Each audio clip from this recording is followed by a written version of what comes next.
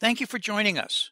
I'm Gord Long. My pleasure to have back with me this morning Charles Hugh Smith, well known and prolific writer on the web, who is the publisher of the website of2minds.com. Welcome, Charles. Thank you, Gordon. Always a pleasure. Charles, I have up on the screen now the agenda for today and labeled this show The Game of Risk Transfer. Charles, you have some slides you brought with you this morning, which we'll start with, that talks to the big disconnect regarding risk. And then I will talk about the mechanics of the game that is actually going on that I have a sense few fully appreciate, and which gave everybody a wake-up call on February the 5th, what I call Black Monday 2, in our daily MATA mailings that were explaining it and what was to be expected. But any comments before we begin? No, I'll just go ahead and start by, if you don't mind, I'll just kind of describe the context that we're going to start with in describing the way that risk has been turned into a signal, and so the information that measures of volatility are providing are no longer reflections of the real world economy.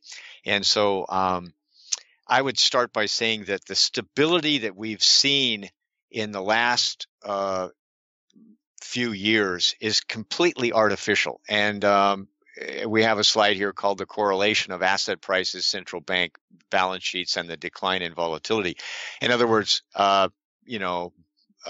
bond yields keep declining, stock markets keep going higher, volatility keeps falling as well. So this correlation makes it look like all is well, right? I mean, everything seems to be coming up roses because assets keep rising and volatility, which is a measure of risk, keeps declining as well. But this stability is artificial, and it's all based on central bank stimulation, stimulus policies and intervention. And so what's happened is that price discovery, which is the core function of markets, right, to discover the current market value of assets, it's no longer based on sales, profits, innovation entering the marketplace. These traditional measures of how we value assets. Now, price discovery rests completely on central bank stimulus and support. And so the markets have lost the ability to actually discover price in the conventional way. And the sort of process of this is when the central banks basically said, we've got your back, we're gonna continue buying assets and increasing liquidity to push asset prices higher, then this created two strategies which were basically guarantees of gains. Buy the dip. In other words, if the markets ever fell, you could safely buy the dip knowing that central banks were going to come in and boost asset prices higher. And you could short volatility because part of what the central banks were doing was taking volatility, which was once a measure of risk, and they've turned it into a signal that risk is now being reduced because volatility is being reduced. And the core message of our program, or at least one of the core messages, is risk has not been destroyed by reducing volatility. It's simply been transferred into the financial system itself. One of the cores of physics, right? Energy can never be destroyed. It can only be transferred. And that's exactly what's going on here. The reason we don't have price discovery, which is clearly one of the central issues, we're mispricing risk. When you misprice risk, you no longer will have the ability to establish price, never mind the proper discovery of it. And VIX is such, and I'll talk about this a little later, but VIX is such a cornerstone of it. And as you say, it's a signaling device, and it was an excellent one. But now, instead of it being an observer to the game, it's now on the field and is part of the play. And when it's in the system, it distorts the whole system, if that makes sense. That's one of the issues that the sustained low interest rate, unintended consequences of this monetary malpractice has caused. One of the core reasons for this distortion or is the disconnect between the markets and asset valuations and volatility and the actual underlying real economy, which I have a couple of slides here of just the most basic measures of prosperity in an economy, and we can see that labor share of GDP has been declining in the 21st century, and it sort of pops up a bit during asset bubbles, and then as soon as that bubble pops, then labor share of GDP declines. So everybody that's working for wages or salaries is seeing a reduction in their share of the economy. In other words, the economy may be growing, but it's not rewarding those who are actually earning their wages. And then we can also see that corporate profits have been stagnating for years, basically going back to 2012-13. And so you'd normally expect profits and sales to both be soaring if assets, if stock markets are rising as rapidly as they are now. So clearly there's a disconnect between the fundamentals of the economy and asset valuations. And we see this here in a chart of asset prices versus GDP, and many people have probably seen this around the web, that GDP is advancing at a rather modest rate, and then the asset bubbles just keep getting more and more extreme. And we can also see that the S&P 500 has just been advancing more or less in a straight line since 2009 as a result of central bank policy, right? And then I have a chart here of the VXX, which is the short-term volatility ETN, and up until the explosion in early February that you mentioned, it's been in a steady decline for the last 2 years. And this is not a market. This is not a reflection of an actual functioning market of price discovery. This is a chart of manipulation. That chart's a really important chart because the volatility of both stocks and bonds has been steadily falling, accelerated in terms of falling as you show here in the last 2 years, but has actually been on a downward trend line in both cases since the financial crisis, or at least the beginnings of quantitative easing and so. Right. And so to my final kind of slide comment here is that risk is being baked into the system. In other words, volatility is no longer a reflection of actual risk, and that's really one of our messages here. Is risk is being diffused and distributed throughout the system in ways that is no longer obvious, and that's the danger to the entire system. And one of the drums that I've been beating for years is any kind of stimulus or intervention acts sort of like an antibiotic on a microbe, and that if you keep pouring it in and you keep dumping in the antibiotic, what you get is a microbe that becomes resistant to it, and this is what we call diminishing returns. And so we are still in a point in which the market participants believe that the central banks can renew this guaranteed growth, right? Guaranteed gains through buy the dip and suppressing volatility, that they can keep doing that because they've been doing it successfully for 9 years. But the reality is there's diminishing returns on intervention from now on. So QE 5 or 6 or 17 isn't going to work with the same effectiveness as QE 1 through 3. Absolutely. We can expect that. And there's going to be ramifications when it doesn't work. That's what people don't fully understand. But, Charles, as you say, this risk is being transferred. It's not being destroyed, but the problem is it's being transferred to the unsuspecting by the fully cognizant people who understand what risk is. Charles, I actually personally don't believe that the public understands the risk in today's markets because, for starters, they don't understand the financial mechanics of risk, and certainly as an integral part of the financial markets, how it's priced in. There's a big difference, as everybody is well aware, between price and value. And often, and maybe more so today than ever, the difference is the element of misunderstood risk that's actually there. And risk can be cleverly hidden. However, remember, as we said, it's only transferred. In this chart I have put some basics into this, and it goes back to why your charts would evolve the way they are. The world prices risk off the 10-year United States Treasury bond, and that is considered risk-free. It's because the United States won't default on paying it, because as the world's reserve currency can always print the money, and the dollar's always been stable. And as such, it's always called zero default. So everything in terms of risk is priced off that. If that is no longer valid, then everything about risk is incorrect. And in addition is being distorted. The real risk right now, frankly, is not that the United States may default on paying it because it can print the money. The risk now is in the currency. The US dollar drops, your bond prices may pay out, but it's paying out in less dollars. So it's what happens is, as citizens, our standard of living is at risk, is being not priced in. But it's the 10-year Treasury bond is actually, we know it's being manipulated. That's not me being a conspiracy buff. That's the whole idea between quantitative easing, various versions we have, is printing money out of thin air at the central banks and buying them back in the market, which pushes down the yield and pushes up price, because we've got this huge buyer called the central banks that, to the tune that they've bought $13 trillion around the world. So they have artificially, look in Europe, the German Bund right now is trading at 0.6%. So that's the degree of distortion and mispricing of risk. But it spills over into the assets of the stock market, because the stock market it works on a risk premium. That is, what you get is stock dividends versus the bond yields, and therefore the price on your dividend yield, what the price of the stock should be, and it works through.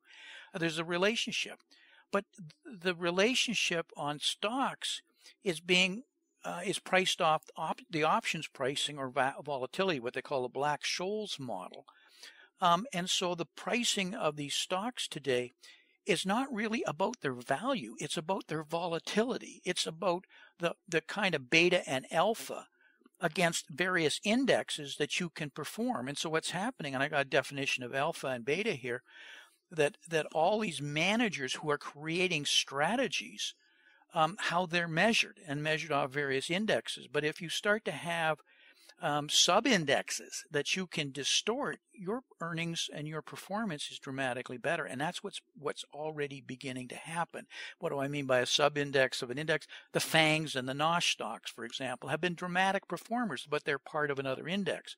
So if you've been in those versus the overall index, which is going up, you've even got a bigger alpha and beta performance. But how does that happen? And that gets into the amount of money that's flowing into the ETFs. And so this chart here I'm showing says, both are manipulated. The central bank's bond buying and market pricing through volatility has completely, as you said earlier, price discovery isn't there, and we're completely mispricing risk. Any comments there before I go on, Charles? No, I think I think your the next few charts help explain how the market has changed, both for bonds and stocks, from discovering the value of the underlying yield and potential for growth, to now it's all based on central bank distortions. That's how we value everything now. Yes, that spring from financial repression as a macroprudential policy, policies that are coming from monetary, called quantitative easing and ZIRP or NIRP, and various derivative forms of it. So what's behind the curtain? And I have up this chart that may be a little difficult to read. I'll explode it here in a second. And the red boxes are showing the distortions that we have, and the distortions that we've kind of been talking about here, of financial repression, the central bank's interference. But there's what it's done. The four major distortions have fostered unintended consequences and moral hazard, and a $2 trillion industry alone of what I've begun to term reactive strategies associated with these distortions.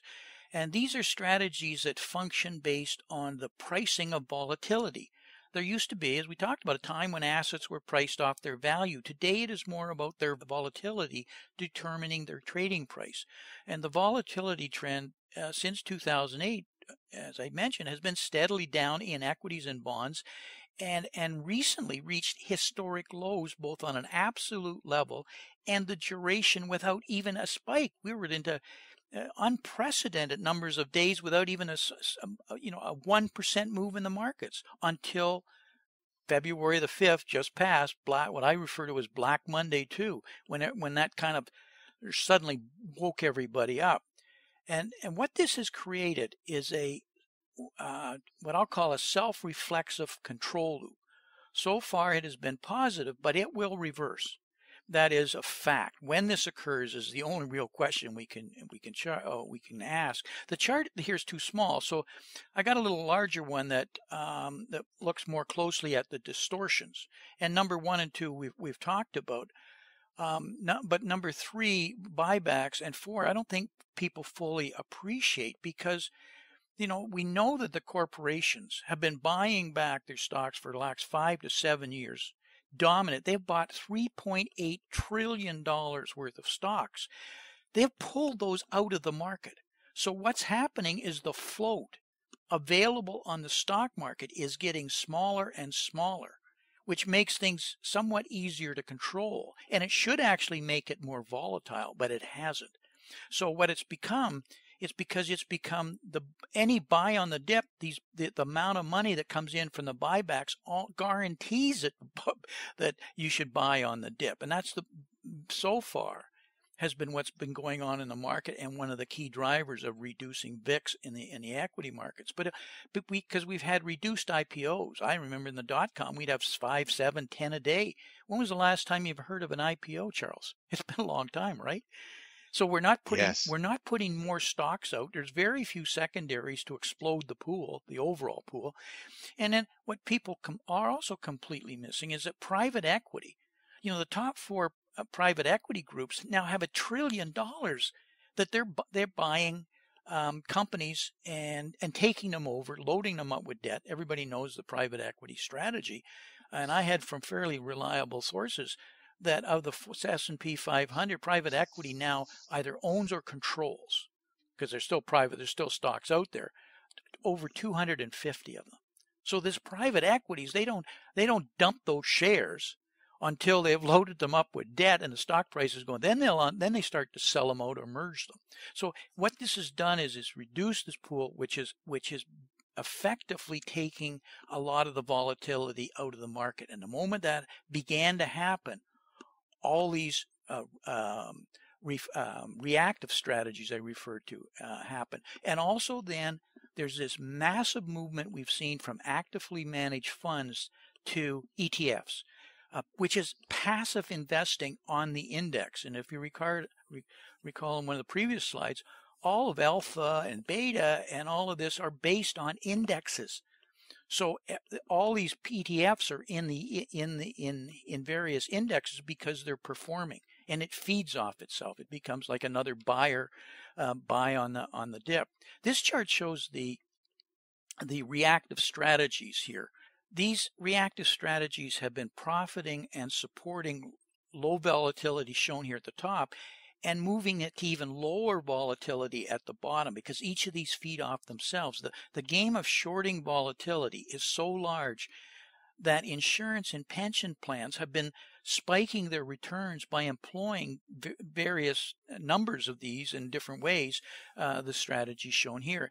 And I read a while ago about a guy quitting Walmart to short the VIX and had made $4 million from having next to nothing in seed capital. And when he was interviewed, he absolutely knew nothing about volatility and gamma and beta, etc., except that the strategy worked, and he just kept doing it. So it's conditioning the market. And questions on anything so far, Charles, on mine? No, I think you hit on a key word here that I'd like to speak to. You said, we've been conditioned, and that, of course, was the goal of the central banks, which was to create a permanent wealth effect generated from rising asset valuations, right? Stocks and bonds and real estate. And so they've done this by disconnecting the markets from the real world and from the real world economy. And by doing so, there's sort of a subtle loss of hedging here. In other words, if we're running a $100 billion fund, why should we spend some of our capital buying a hedge when we know the central banks have our backs, that buy the dip is safe, and shorting volatility is basically guaranteed gains. And so what the central banks, all these distortions you've described, they've reduced the necessity really for hedging, and that's part of why the whole system is now at risk. Is there's really not enough hedging in the system to counter or mitigate the kind of declines that we saw on your Black Monday part 2. Let me bring that point you just made, Charles, home. Right now, we know the U.S. Treasury, the yields have been shooting up and bond prices have been falling. And we know part of it has to do with concerns about inflation, concerns about amount of the debt the United States government's going to put out as supply. But if you look at it, places like Japan have been selling huge amounts of our debt. So is China selling it. So who's going to come in and buy it, which is another reason that these yields are going up. But the reason that Japan and the others are selling is, and remember, Japan and China are the biggest owners of our country's debt, but Japan has been, both of them have been getting rid of our debt in a fairly big way here for, I would say the last 2 years. But the reason for it is more than that, and it goes back to your hedging. The way the carry trade works is, in the Japanese carry trade, which has absolutely dominated the world, is you borrow in a currency where there's no interest, that is Japan, and you know that when you pay it back, its currency is going to be less. The Japanese yen's going down. So therefore, you can buy U.S. treasuries. And if the dollar is stable, so you don't have any currency risk, if you got paying zero for your money and you're getting 1%, 2%, or 3% in the United States, it's all gravy as long as you got no currency. So that's what's been financing a huge amount of U.S. treasuries every year, is the global carry trade and the Japanese carry trade. Well, what's happened is, as you said, hedging's disappeared. So, or it's become difficult, and because of these distortions. Why the Japanese aren't buying is their hedging cost on the currency now outstrips the gains that they're going to make on the yield. And that's because the U.S. dollar has been falling. And the U.S. dollar has been falling for over a year now, as we've taken on and started to express more willingness to take on and explode the national debt. That is, we're going to give the new tax bill, exploding the budgets, $1.5 trillion on infrastructure. I'm not trying to pick holes in any of these strategies, but if you're a lender, you say, what are you doing? I mean, the debt's going to go up, so the currency's been falling, which has absolutely destroyed the hedging. And now all of a sudden, where's it going to stop as we put more supply? Who's going to come in and buy if China and Japan said, no, you've got too much currency risk, because it could get worse? Does that make sense to you? Absolutely, and the irony, if you will, Gordon, of that situation is, if the dollar reverses and starts climbing in value, vis-a-vis the other currencies, that will throw off a whole bunch of other current carry trades, and so it doesn't mean that everything is going to return to near zero volatility. That those kind of big moves in currencies create more volatility and risk, because people aren't expecting them, and as we're saying, they haven't really fully hedged against the dollar strengthening the 15% that it's lost in the last year. And so I think that one of the points that that your charts here are making for me is that that there's no way back out of these distortion reactive policies. In other words, once you rely on buybacks, then you can't end the buybacks, or else the market tanks. Once you rely on passive index funds, well, if those go away and suddenly you've got active portfolio management again, then that withdraws the support of the market.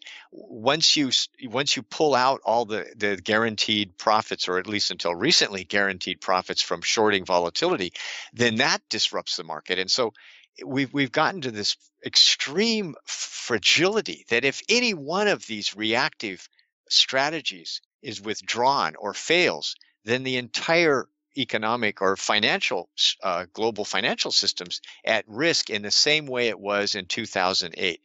Nobody saw it, everyone said, "Oh, it's contained, right? It's this little corral that we've put around subprime mortgages." And Bernanke and all the other central bankers came out and said, "Oh no, it's a very limited risk."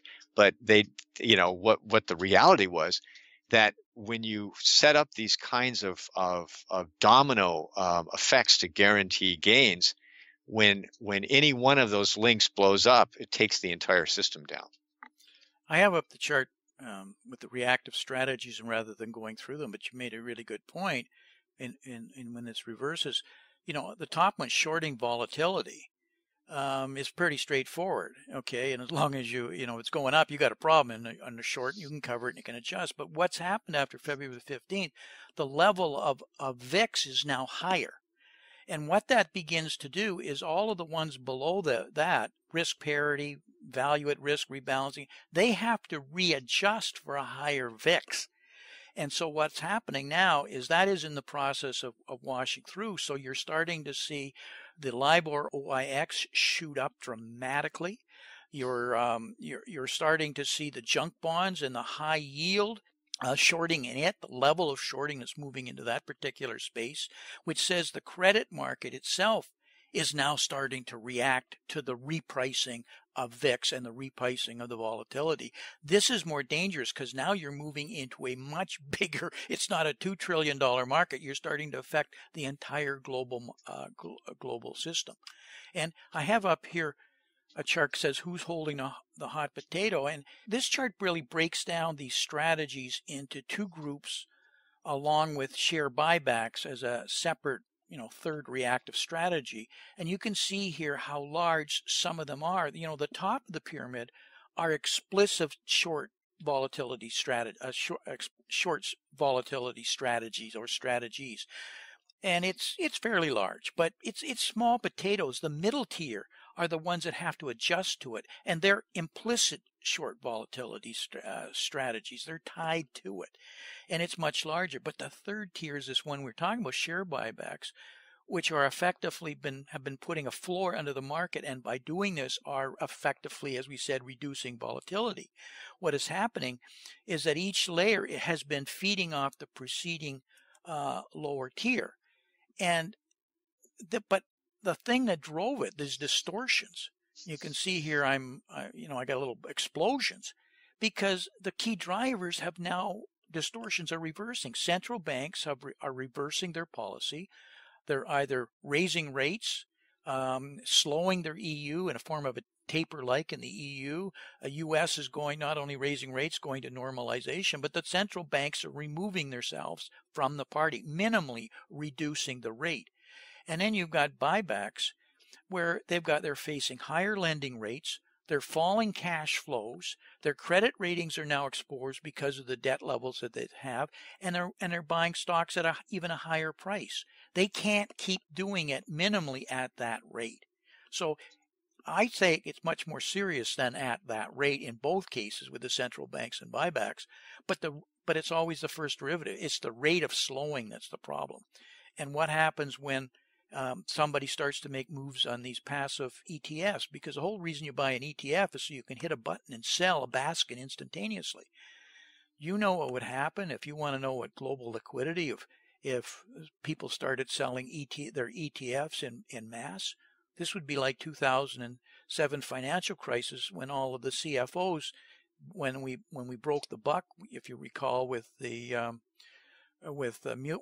money funds at $1, and all the CFOs said, I better put my money into treasuries, and there was $5 trillion that moved in one day, and it forced Bernanke and Paulson to head up onto the Hill to say, if we don't stop this, we have a global crisis that we can't stop, which fostered in all of the facilities that the Fed came out. But it was that instantaneous movement of money that was accelerating, and that's what we have in the ETFs because their ability to move the money out.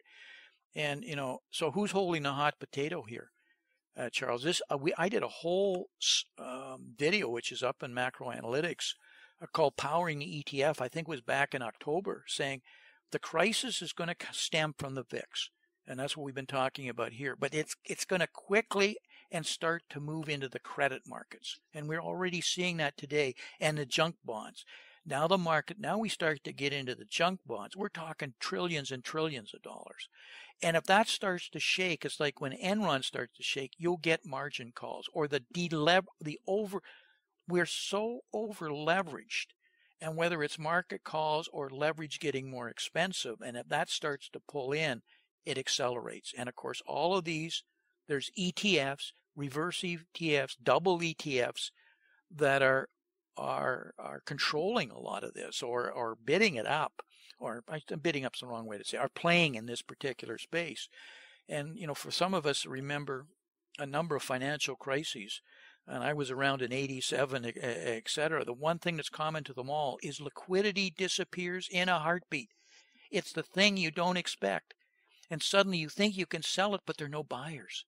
And if you've got these ETFs selling the other way, you want to know why prices come down so fast, and the government can flood the markets with money, but unless they're buying the markets, it will almost self-destruct. Because the issue, the point I'd summarize here, Charles, this is a systemic issue. We have allowed this to happen. It's unintended consequences and moral hazard, but now it's become, as I said, systemic overall. And how do you fix it? And it's global, because all these players are in every country in the world, and how do we even legislate it or control it? So it's a big, huge issue. I don't mean to be doom and gloom here, but it's I don't think people understand the magnitude of what we've got. It'll make 2007, 2008 mortgages and the dot-com look minor, because they weren't really globally systemic. Right. And I'll just kind of wrap up my comments with 2 points. One is that the cycle you're describing here of the ETF dynamo, of tremendous leverage and tremendous expansion of debt. In other words, people are borrowing, corporations have borrowed most of those trillions that they've used to buy back their own shares. It wasn't profits, it was all debt. And then all these, as you say, leveraged ETFs and all the margin debt. So this has created all these distortions we've described. It's created very perverse incentives to take on more debt and for speculation, not to invest in 3D printing or new biotechnology. No. This is all this money and leverage is being poured into speculative gambles, if you will, that are now been they're considered entitlements now. In other words, if you have capital, you're entitled to a gain. And if you can't get it by buying the dip, then you should get it by shorting volatility. And then my last point speaks to your point about liquidity disappears in a heartbeat. Alan Greenspan wrote a famous mea culpa piece for the influential journal Foreign Affairs a couple years ago. And basically he said exactly what you said, is that what surprised him, what he didn't understand, at least that's his public view, was that how quickly the liquidity could vanish. And we see that in the XIV, which was a short volatility ETN, right? It basically vanished overnight, right? This was what the guys that made $4 million shorting volatility, they were basically just buying XIV or options on XIV, and XIV blew up and billions vanished in overnight. And as a product, it's been pulled off the market effectively. Right, and there's a lot of these leveraged ETFs out there, which speaks to your point that all this risk is now systemic. It's so large, Charles. You mentioned the buybacks in the corporations. That, for example, in Europe, 20% of all of the trading corporations, their profits are less than their interest that they have to pay on their debt and their encumbered assets. That's why they call them zombie corporations. And so it's the interest rates that are even allowing them low to stay alive. In the United States, that right now, the total buybacks and dividends that have been paid out by the S&P 500 is larger than the earnings that they've made. That 3.8 trillion that I was talking about earlier. So the way they're doing it is by borrowing. So what happens when that existing debt goes up in interest price rate, or potentially? See why it's so systemic and it's across the board, and this is not a U.S. problem. So they're trapped. They're not making enough profits even to be able to sustain this. And the closing comment I'd make, Charles, nothing was more evident than GE recently. So GE is going through some major structural announcements and changes. Now the Immelt has left, and so selling off various assets, but they stopped the level of buybacks, and the stock absolutely collapsed. So, and it went back to the level that they had before they started their buybacks. So the adjustment when people slow or stop their buybacks is going to be, if GE is any indication, it's going to be dramatic. And that's when everybody saw that. I can tell you right now, it scared the hell out of a lot of people. And I had a lot of people calling me about it, saying, what's going on here? Anyway, Right. I guess we have to wrap. Charles, any closing comments? No, just that if you're asking who's holding the hot potato, and my basic answer is everybody holding junk bonds, stocks, have highly leveraged real estate, any asset that's been driven up to unrealistic and untethered from reality valuations. Everybody that has those assets is holding the hot potato. Well, I hope we weren't either too scary for a lot of our listeners or too technical here with some of these terminologies. But hopefully we gave everybody just a little glimpse of what's behind the curtain here. Talk to you next month. Yes, thank you so much, Gordon. Thank you. Talk to you. Bye.